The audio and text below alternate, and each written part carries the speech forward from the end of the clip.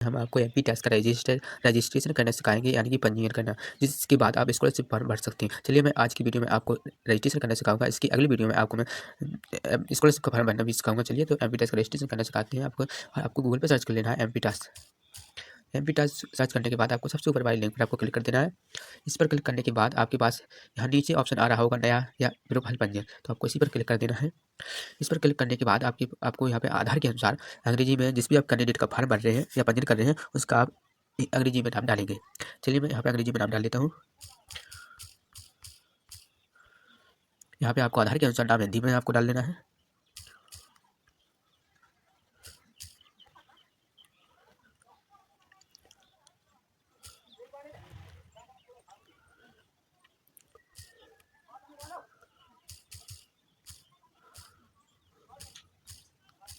चलिए मैंने हिंदी में नाम डाल लिया है। इसके बाद आपको जन्म की तारीख, यानी कि जन्म किस तारीख को हुआ था आपका, उसमें डाल लेना है आपको।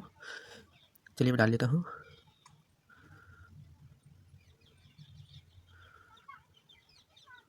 यानी कि हमने जन्म की तारीख भी डाल ली है। इसके बाद आपको पिता का नाम डाल लेना है।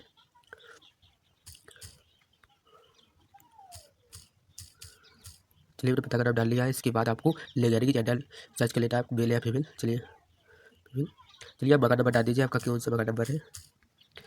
आप अपने विलेज का नाम डाल लीजिए।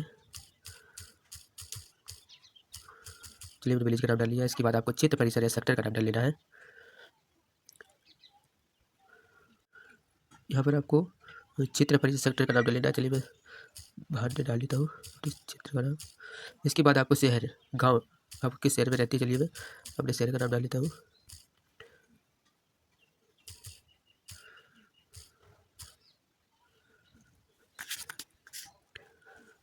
चलिए मैंने शहर का नाम डाल लिया है। इसके बाद आपको अपना पिन कोड डाल लेना है।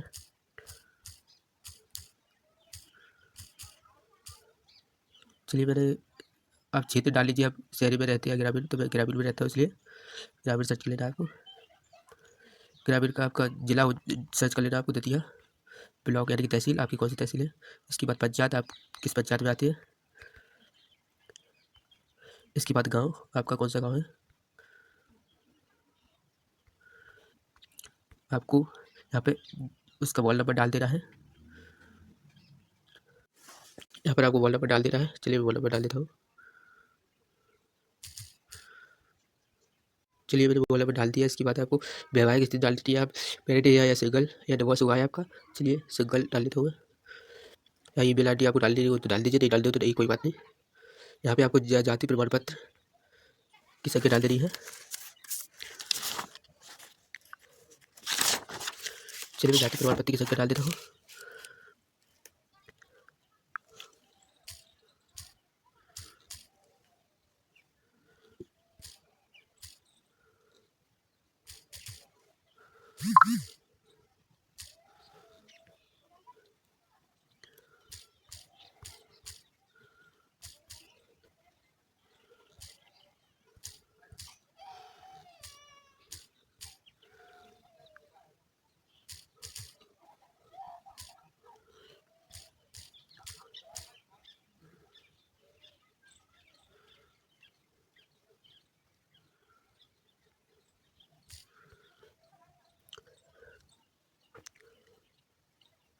चलिए मैंने जाति प्रमाण पत्र की संख्या प्रमाण पत्र क्रमांक डाल दिया है।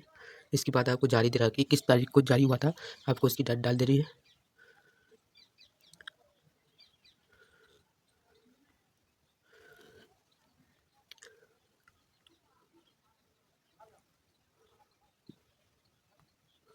चलिए मैंने जारी दिनांक डाल दी है। इसके बाद आपको क्या आप दिव्यांग की श्रेणी में आते हैं तो नो, दिव्यांग की श्रेणी में नहीं आते। आपको रिलीजन आपको सर्च कर लेना है, आप मुस्लिम हिंदू या जो कोई है हिंदू। चलिए मैं सर्च कर लेता हूँ। और यहाँ आपको नीचे दिख रहा होगा सुरक्षित करें, आपको सुरक्षित करने पर आपको सुरक्षित करने पर आगे बढ़े पे आपको क्लिक कर देना है। इस पर करने के बाद आप अगले पेज पर पहुँच जाएंगे। यहाँ पर आपको पूरा आपका जाति प्रमाण पत्र की जो संख्या है, जो भी डिटेल्स है इसके बारे में, वो आपको आ जाएगी। इसके बाद आप मैं घोषणा करता हूँ आपको यहाँ पे मेरे द्वारा जाति के संबंध में प्रदान की गई समस्त जानकारी पूर्णतः सत्य है। यदि मेरे द्वारा जाति के संबंध में दी गई जानकारी किसी भी स्तर पर गलत या पात्रता प्राप्त करने की आवश्यकता अनुसार नहीं पाई जाती है तो मेरी प्रोफाइल रद्द कर दी जाए। तो आपको यहाँ पर एक बॉक्स दिख रहा होगा, आपको इस पर टिक कर देना है और सुरक्षित करें एवं आगे बढ़े पर आपको क्लिक कर देना है। इस पर क्लिक करने के बाद आपके पास हितग्राही की समग्र आईडी आपको डाल देनी है। आप जिस भी कैंडिडेट का फॉर्म भर रहे हैं उसकी समग्र आईडी उसको आपको डाल देनी है। चलिए मैं डाल देता हूँ।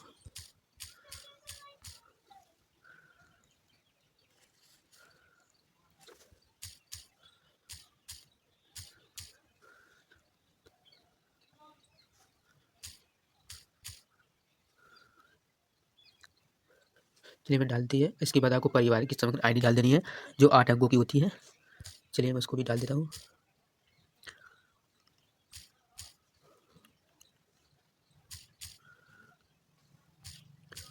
और आपको यहाँ पे दिख रहा होगा समग्र विवरण प्राप्त करें, तो आपको इस पर क्लिक कर देना। इसके बाद तो आपके पास ये ऐसा आ जाएगा। ऐसा आने के बाद आपको यहाँ पे मैं घोषणा करता हूँ, आपको इस पर टिक कर देना है। अगर इसमें कोई गलती पाई जाती है तो आपको इसको सुधरवा लेना है।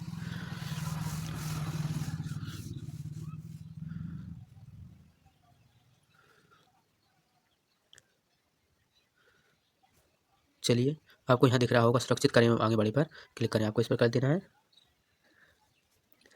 इस पर करने के बाद आपको यहाँ पर आपको जो भी आपकी सिलेक्ट इनकम रेंज है, चलिए मेरी 1 लाख से कम है तो आपको 1 लाख से अप टू कर देना है। और इसके बाद आपको यहाँ पे जो दिख रहा होगा आपको सत्यापन आज दिनांक, यहाँ को स्थान, आपको आपका जो भी आपकी तहसील है आपको उसका नाम डाल देना है।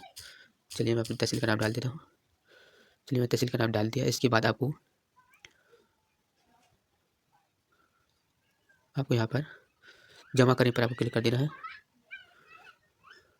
चलिए मैं जमा करें पर आपको क्लिक कर देता हूँ। तो आपके पास ऐसा आ जाएगा।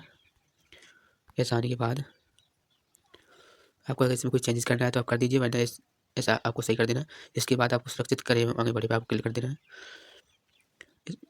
आगे बढ़े पर क्लिक करने के बाद आपको यहाँ पे डोमिसाइल आपको ये डाल देना है। आपको पहला वाई कर देना है। मैं मध्य प्रदेश में पैदा हुआ हूँ और तथा मैंने मध्य प्रदेश में स्थित किसी भी शिक्षा संस्थान में निरंतर कम से कम 3 वर्ष तक शिक्षा प्राप्त की है। मुख्य वादन आज शिक्षा का प्रावधान लागू नहीं होगा। तो आपको पहले वाले पे आपको क्लिक कर देना है। इस पर क्लिक करने के बाद आपको स्थान, आपको तहसील, आपकी अपनी तहसील का नाम डाल देना है। तहसील का नाम डालने के बाद आपको यहाँ पर जमा करने पर क्लिक करें। आपको यहाँ पर क्लिक कर देना है। इसके बाद आपको सुरक्षित करें एवं आगे बढ़े पर क्लिक करें। इसके बाद आपको ऐसी सारी डिटेल्स खुलकर आ जाएगी। इसके बाद आपको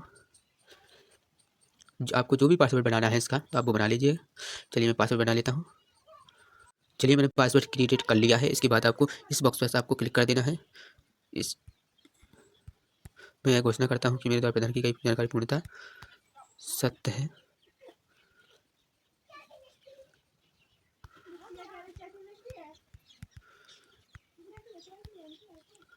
चलिए इसके बाद आपको इस बॉक्स पर आपको क्लिक कर देना है। इस बॉक्स पर क्लिक करने के बाद आपको यहाँ दिख रहा होगा सबमिट करें, इस पर आपको क्लिक कर देना है। सबमिट के ऑप्शन पर आपको क्लिक करने के बाद आपके पास ऐसा इंटरफेस आ जाएगा। ऐसा इंटरफेस आने के बाद आपकी जो यूज़र आईडी है आपको उस आईडी से आपको लॉगिन कर लेना है।